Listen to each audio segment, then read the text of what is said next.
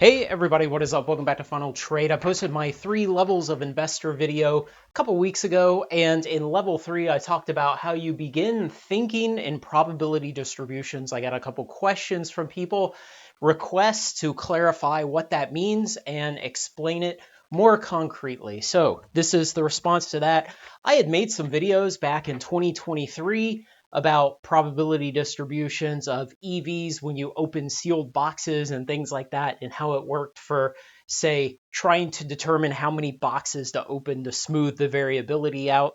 But that was 2 years ago. A lot of you guys weren't here back then. So, probability distributions, what are we going to be plotting on this distribution? So, first off, you need 2 axes, and your vertical axis is going to be count. Now, let me explain what this means. It's going to be how often does a particular outcome happen? And then on the horizontal axis, we are going to have the measurement of that outcome. And in most of the cases, when we're talking about investments, we're talking about some type of measurement of value, dollars typically. And so this may be total amount made on an investment, or it may be the total value of an investment. Of course, the difference in those two is what did you pay for the investment originally. So maybe you bought some stock and the eventual outcome of the bet was that it was worth $100 and you paid $50 for it. Well, the value is 100, but the profit was 50. So it could be either one, but generally we're talking about money. Okay. So those are the axes. And then how do you actually plot a probability distribution? Well, you go and you think about what could possibly happen. What are all the different ways that this bet, this event, this thing that's going to occur in the future, how could it turn out? And what you see a lot of times is a Gaussian distribution that looks like this. Okay. And so probably a lot of you saw that and you go, oh yeah, I remember that from some math class in college or maybe a physics class. And let me explain what this means when we're talking about probability distributions.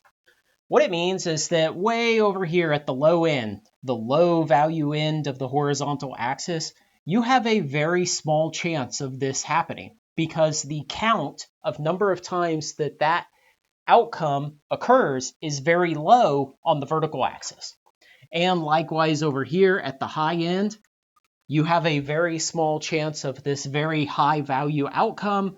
It is high value because it is way over to the right on the horizontal dollar axis, and it is low chance because, again, it is very low on the vertical count axis. Well, what about this right here? This is your most common outcome, the mode, you would say, in mathematics terms.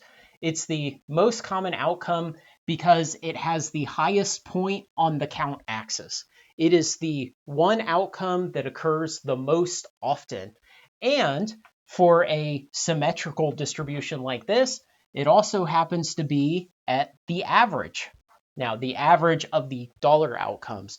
And the way you actually compute the average of this is if you go back to your Calculus 1 class, which I'm sure you all remember from 20 or 30 years ago or never, you just take your Riemann sums as you draw your little bars here, and you add up the area under this curve. Remember this? Boy, it's bringing back some traumatic memories for some of you. You find the area under that curve. And then you say, well, what's the area divided by 2? And how far from here over do I have to move to hit that halfway point? Okay. And on the symmetrical plot like this, again, the most common outcome, which is the highest one on the vertical axis, is also the average outcome on the horizontal axis. But if we had a non-symmetrical distribution like this, well, this is still the most common outcome, is right there. But the average is going to be somewhere slightly over to the side, where this area here is equal to this area here. And that average is very important when you're thinking about bets you're going to make with investments. Okay, so we talked about most likely outcome, average outcome. Let me give you some actual examples of what some of these distributions look like in practice, and then we'll talk about how we think about it for investment. So let's draw our axes again, and let's say EV of a booster box. So let's imagine we're going to open a box of packs. We're going to figure out what the value of all the singles is inside, the sum of the values of all of them. And then we would put it onto this plot, okay? And then we would open a second box and we would total up the value of all the singles inside of it, and we would add it to this plot again. And so here's your count axis. And this is 1, 2, 3, 4, 5, 6, 7, 8. And let's just say we start opening up boxes and, we get one that's worth this much and one that's worth this much and one that's down here, and we get a second one here, we get one here, and one here, and here, and another one here, maybe one over here. And we keep opening and we keep adding to this. And we would build this up as we mark each point on here. And eventually we could draw a curve over this after we had built enough points. And what you see for EV of a booster box is it looks like this.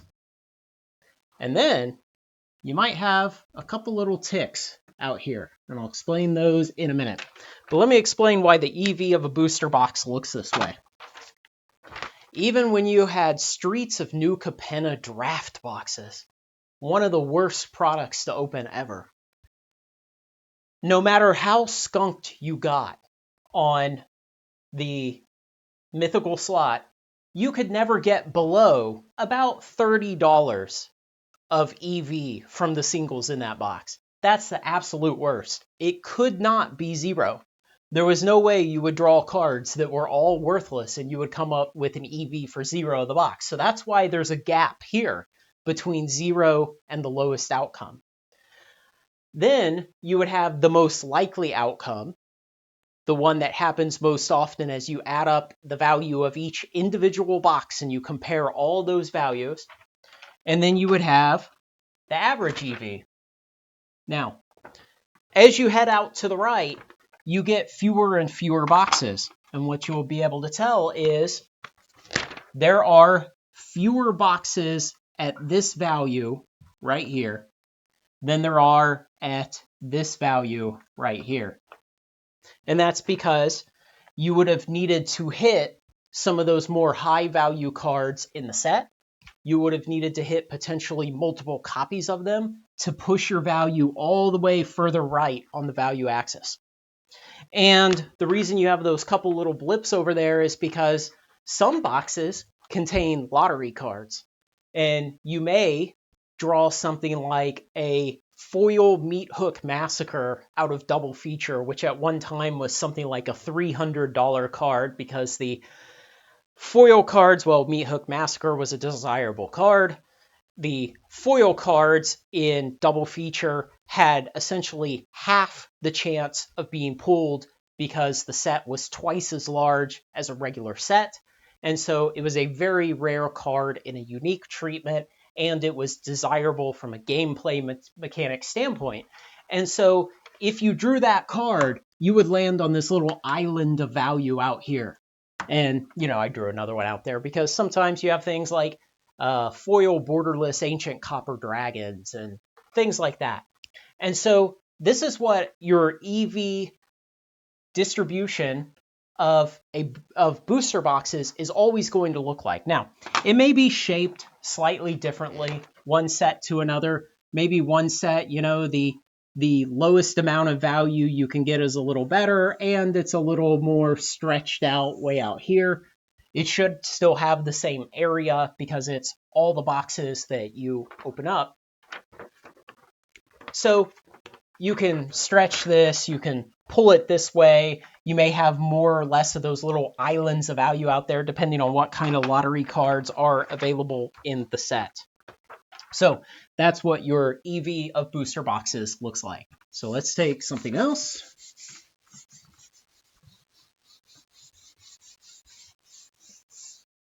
Let's take the probability distribution of an average stock investment. So you go out to the stock market and you just buy an average stock. What do you expect that investment, the outcome, to look like? What do you expect the distribution of possible future outcomes to look like? Well, you know, it probably looks something, and we'll do this on a profit basis, not a value basis. So what that means is that what do we expect in the future the value of the asset to be minus what we paid for it? So these numbers can go negative if it loses value over the course of the time that we hold it. So we would expect an average stock investment to look like this. So generally kind of a more close to a symmetrical distribution, though not always. We would expect the profit or loss of it to be skewed slightly to the right because, well, stocks represent companies that have capital, they have IP, they do business, they sell things, they have employees who come in and do work every day, and that's why markets generally go up in the long term. And so that's why this is not centered upon the 0 point on the value axis.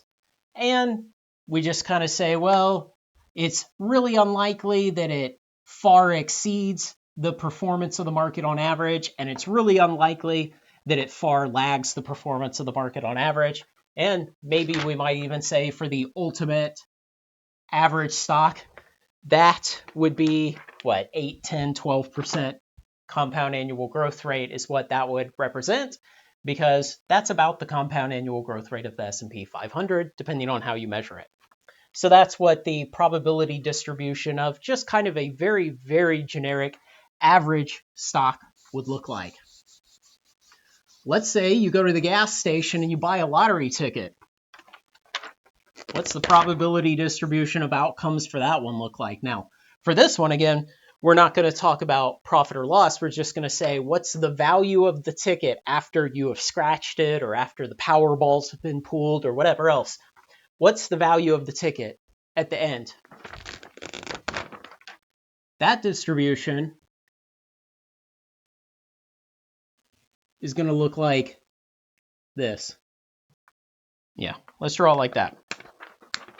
The vast, vast, vast majority of lottery tickets, after you reveal if they have won or not, are worth 0. They're worth nothing. A few of them are worth a very small amount, depending on what the system is, what the specific rules of the various games you might play are. Maybe they have pretty common $1 or $2 or $3 paybacks. And then, you have an infinitesimal chance of winning 500 or 1,000 or whatever. And then way out, a couple miles that way, you have the jackpot where it's, $800 million with the mega multiplier and all that stuff. So that's what a lottery ticket looks like. That's what speccing on garbage common modern cards looks like. This is what the payout looks for people on Reddit who spec on cards and just think, well, I bet this card that people have ignored for 20 years is suddenly going to be the next best thing. And everybody's going to buy a copy for every one of their commander decks, and it's going to spike up in price. And so they go out and they buy 300 copies of Mudhole and think that's going to do something, and then they'll sell it and they'll make a lot of money. Well, most of the bets on garbage modern cards end up worth 0. They're in fact, most of them technically go negative because you have to pay fees and shipping to get out of the bet. So that's a whole nother discussion. All right, so that was lottery tickets. Now, something I've talked about a lot recently was my conviction for Innistrad Remastered. And I've said, well, Innistrad Remastered, the most closely related product in terms of overall characteristics to Innistrad Remastered is Ravnica Remastered from the previous year. They released in the same time slot. They both happened after the early 2023 revisions to collector boxes, where WotC finally got its head together on what it needed to do to make collector boxes successful. It has serialized cards. In fact, it has way fewer serialized cards than Ravnica Remastered has. And WotC dumped it on Amazon at literally the exact same price within $1. And so I would expect, and I've said this a couple times before, that Innistrad Remastered 1 year after release will be somewhere around 10% below to 30% above where Ravnica Remastered was 1 year after its release. So 1 year after its release, Ravnica Remastered was somewhere, let's call it here, $360. That's my recollection. Something like that. And so if we think, okay, what is 10% below to 30% above? And, there will be some other potential future outcomes that are outside of that. And so let's say this is our 10% below right here. And so 3 times that distance, that's our 30% above over here. And this is 10% below 360, 30% above. And we might think that this curve looks like that. And so most of the possible outcomes are between these two lines. And yeah, I still think that's about where it'll fall. And, there's a chance that WotC discovers, oh, by the way, we had a whole second and third and fourth warehouse, and we forgot Edgar Markov was supposed to be numbered 1 to 10,000, not 1 to 500. And they crushed the market. And, it's one of these outcomes in this area here. Or it could be that maybe I'm underestimating things. People decide Edgar Markov is the best magic hero of all time, the best storied character, and all of a sudden everybody wants the serialized version, and it drives up way out there beyond that. And that's represented by these possible outcomes. But in general, I think most of the possible outcomes exist in between these two lines, and that 1 year post-release, that's about where Innistrad Remastered collector boxes will be priced. And so that's the way that I think about this, is in terms of probability distributions. And of course, I don't know what the future is, so I have to construct this with imperfect information, make estimates, make guesses, and rely on a lot of intuition and experience from 20 years of being in these markets. So let's take two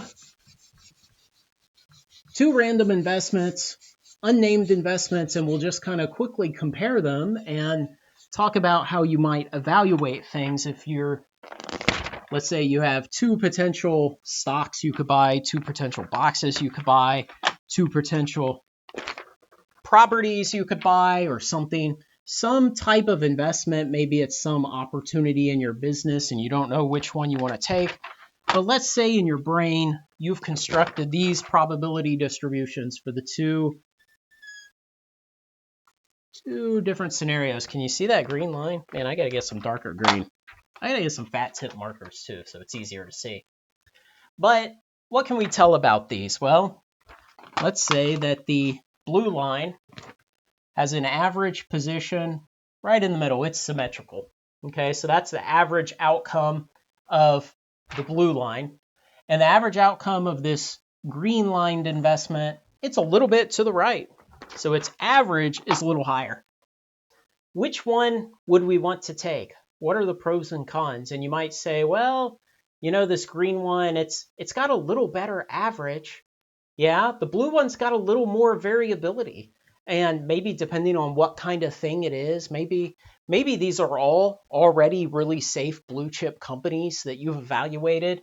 And you say, well, I'm pretty confident that I'm not going to lose my butt on any of these investments. And maybe you would say, I want to take the blue one because on the high variability, it could go a little further off to the right on the value axis. Maybe you take the green one because you say, well, on average, it's just going to do better. And if I've assessed the situations correctly, if my experience has taught me well, then the average is what you should bet at. Maybe you would say that. Maybe you would say, I want to take the green lined investment just because the overall variability is lower.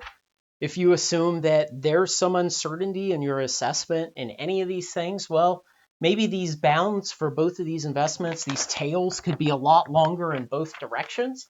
And so you would say, well, I'll take the one that seems like it has smaller variability in my estimation, regardless of the fact that it also has a higher average. And so there's a lot of ways you might look at this. There's no best characteristic of a potential probability distribution for an investment that you should always go on. And so it's important that, one, you understand the nuts and bolts of how a probability distribution works. But as you think in these terms more, you're also aware of what you don't know, when you've been wrong, what you could be mismeasuring, and what specifically you're trying to optimize in any particular bet in terms of this plot. Are you trying to just get your confident average point as far right as possible? Or are you trying to reduce variability? Because as you get older and you get wealthier, what most investors tend to do is want to reduce the variability, even if it pushes the average outcome back towards the left a bit. They're willing to take lower total returns in order to have less variability, because when you're 5 years from retirement, the last thing you want to do is take a 70% bath on your life savings because you were in some highly variable bet that didn't work out.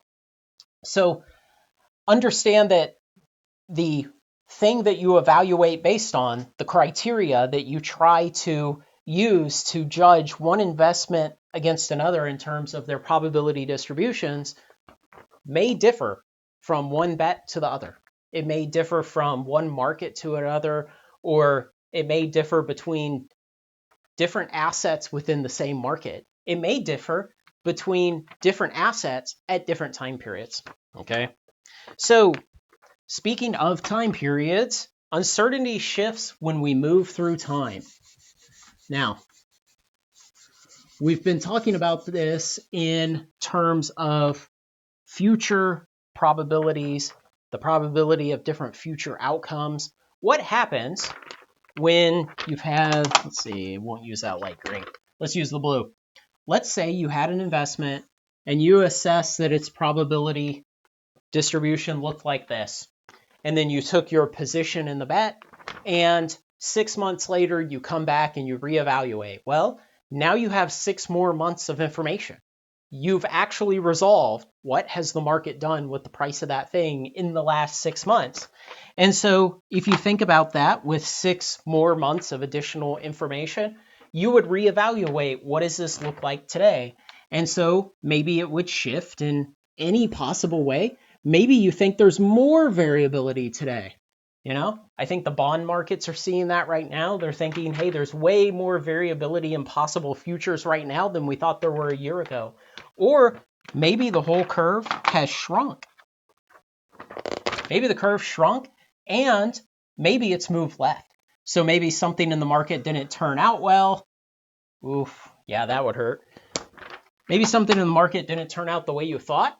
And so the curve on average shifted left. The asset is worth less now than it was before. And the variability has shrunk. And so maybe it turned out you got that print run number, and now you exactly know how many boxes had been produced that you didn't know when you made this original blue curve. And the last concept to talk about is that when you're making these probability distributions, your uncertainty starts to resolve as you move towards a target date in the future. And so let me explain what that means. Let's say we had another thing we evaluated and we thought the probability distribution of possible future values looked like this. And let's say this was our target for a specific date, such as the comment that I make about Innistrad Remastered being within -10 to +30% of what Ravnica Remastered was at its 1-year date. Well, that puts a date on that assessment, 1 year from the release of Innistrad Remastered. And so as we get closer and closer and closer to that actual date, well, the possible variability of this should shrink. It should go down. And so the possible bounds that we see here, the width of all the possible outcomes, will shrink. And so we'll see that let's say the night before that 1-year date, you look out on TCG Player and you see the value of the box and you see that it sits, the distribution is going to be like that. because you're saying, look, it's only got one more day to go. It really can't move much in one day. And this is the price on that night before that 1 year anniversary. And so the odds are it's going to be right about there tomorrow on the 1 year anniversary. And so as you move towards the resolution date, if it's a bet that has a explicit resolution date, then your variability will tend to shrink as you get towards there. Now, obviously, if you get to a week before that 1 year anniversary for Innistrad Remastered and a giant Texas-sized meteor hits the Earth, well, the variability is going to open up a lot again because that was kind of a big unforeseen event. All right? Hopefully you understand this a bit better, and I'm going to throw in one more thing. And eventually, you may start thinking this way. Maybe a lot of you already do in some sense. Maybe you did, but you didn't really have resolution and clarity on what you were thinking about. And maybe this gives you kind of something a little more visual to put your thoughts into.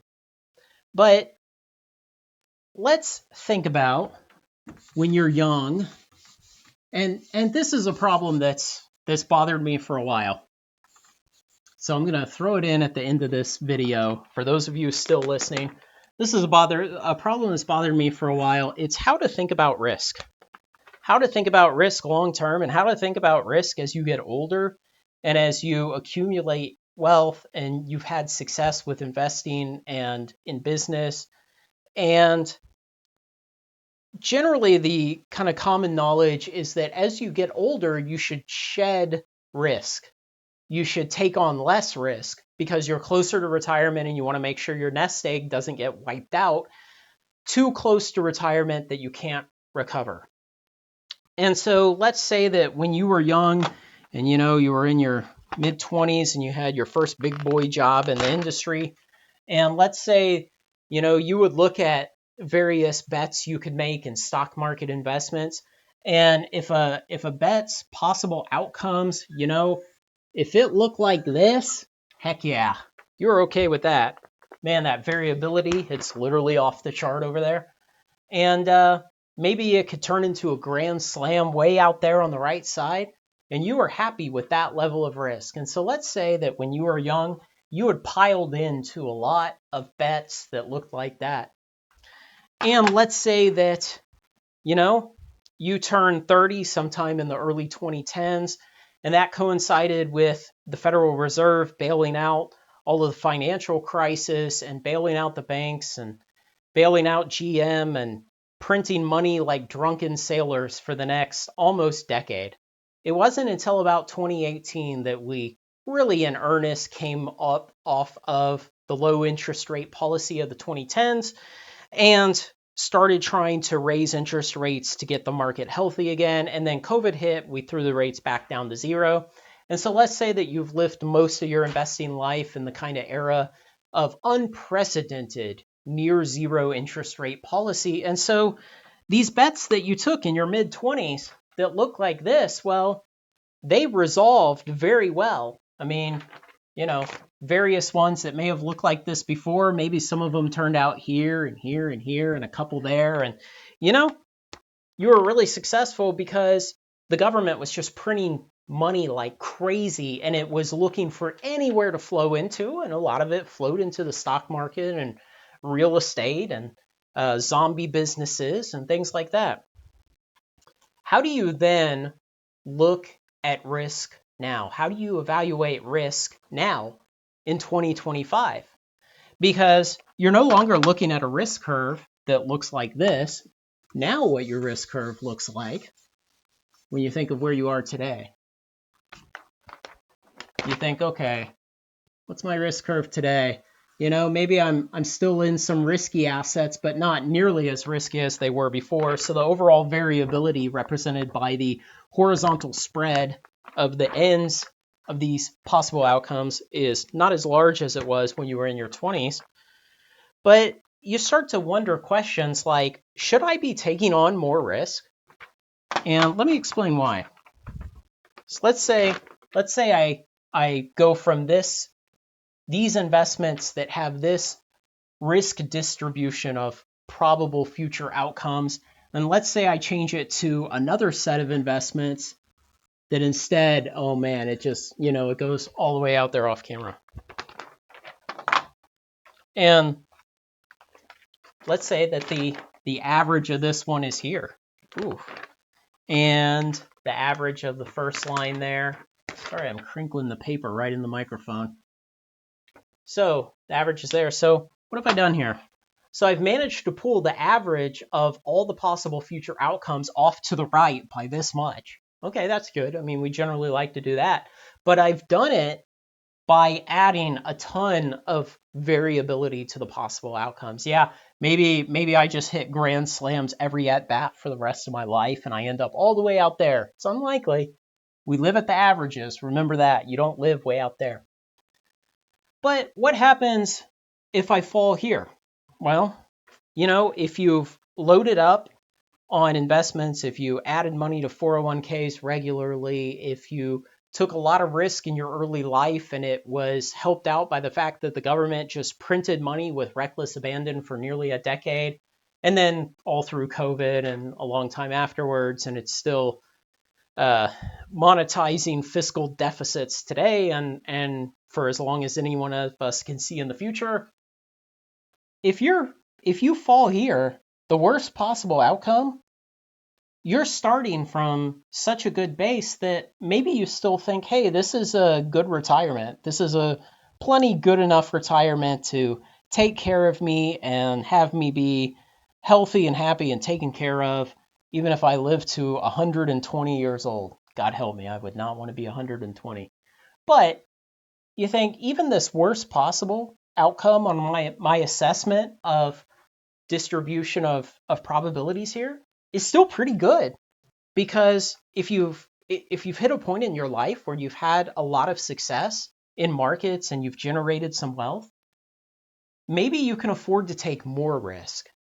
And that's the real heart of the question that I've been wondering about. And this kind of came into my mind maybe a year ago, and I've talked to 3 other people I know who have been successful in business and investing and have generated, say, above average levels of wealth for their age. And I've posed this question to them and gotten mixed answers. And I think maybe I failed to explain it clear enough on some of those instances. But if your worst outcome you assess is that you're still well taken care of, maybe it's worth swinging for the fences every at bat. Now, if you're 25, it's a different calculus because you don't have that cushion to fall back onto. Your worst outcome at 25, when you're just starting to invest with 401k contributions from your first real job, well, the worst outcome is that you have nothing. You try to subsist on Social Security and you go to the soup kitchen and you have Meals on Wheels come help you out. That's your worst outcome. So it's definitely not something you're supposed to be considering at any age, any level of wealth. But I've started to wonder about what a proper risk distribution really looks like for some people later in life. That's something kind of separate to the idea of teaching probability distributions, but I wanted to throw that in here because it's a challenging topic for me to think about. And one thing I've always had the benefit of in my life is that I could take a problem and I could kind of put it on the back burner in my brain and think about it from time to time for months and months and months. And eventually I'll have several epiphanies about the solution to those problems. And this one has evaded me. And I don't know if I'm just framing it the wrong way in my brain. I'm not thinking about the right questions. Or maybe it's just an absurd question and the answer is obviously no, batten down the hatches and protect what you've made and don't get greedy. So I'm not sure. Let me know what you think, guys. Thanks to everyone who makes this content possible, especially my very generous supporters on Patreon. Like, comment, share, and subscribe. Join me on Final Trade. Join the Patreon.